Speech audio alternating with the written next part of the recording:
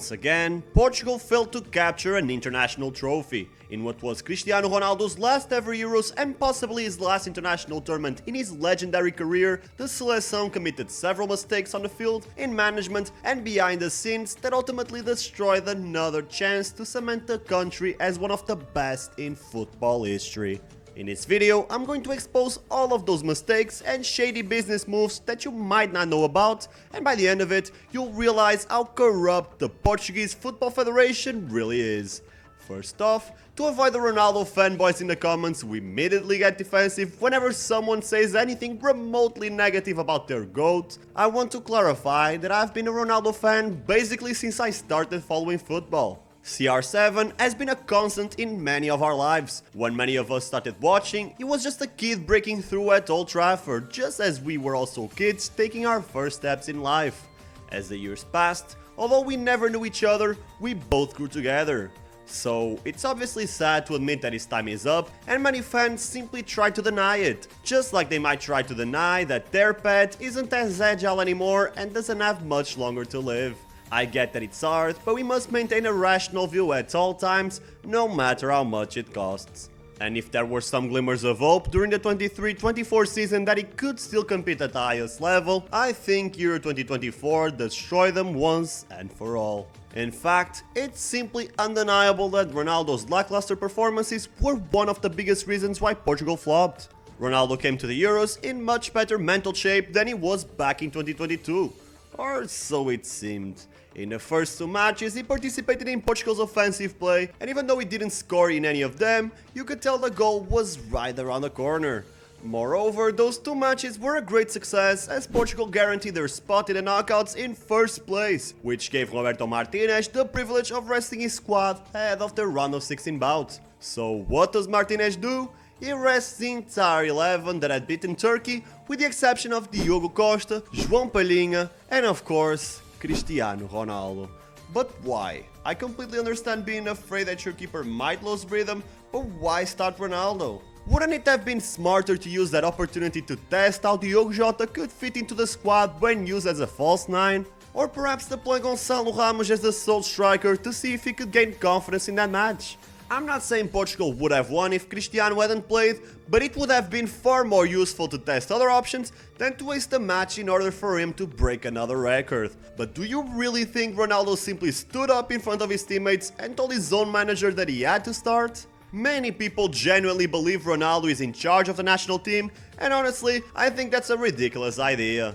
If you believe it, you're implying that pretty much every other player, including several superstars like Bernardo Silva, Bruno Fernandes and João Cancelo, are okay with that. I don't know much about the personalities of the first two, other than Bernardo being what we call in Portugal a bet, and Bruno Fernandes being a guy from the north of the country, but Cancelo, the same guy who demanded game time at Benfica when he was still in the reserve squad, the same guy who clashed with Guardiola. Do you really think this guy would keep his mouth shut? Ronaldo isn't bossing everyone around, the Federation is. Can you imagine the amount of money that the FPF is pocketing every time Ronaldo plays? I'm talking about the sponsor money Portugal receives on the condition that Ronaldo will be playing most of the time, the money from broadcasting rights that will obviously be higher if the most followed celebrity in the world is playing, the partnerships his name facilitates, plus the money from ticket and shirt sales. Look, it might be tough for me and other Portuguese people to admit, but from a business standpoint, Ronaldo is indeed bigger than Portugal. We're 10.6 million Portuguese in total, but I can assure you that at least 50% of the people cheering for Portugal in the Euros were foreign Ronaldo fans. The moment their idol leaves the national team is the moment they stop caring about us. One thing's for sure though, as a Portuguese fan, I couldn't care less about the money Ronaldo brings to the Federation. Sure, they've built a sports complex, but other than that, what other profound changes has the money made to our football? Portuguese clubs are worse than they were 10 years ago. Instead of competing to be the 5th best league in the world, we're fighting to remain the 7th best.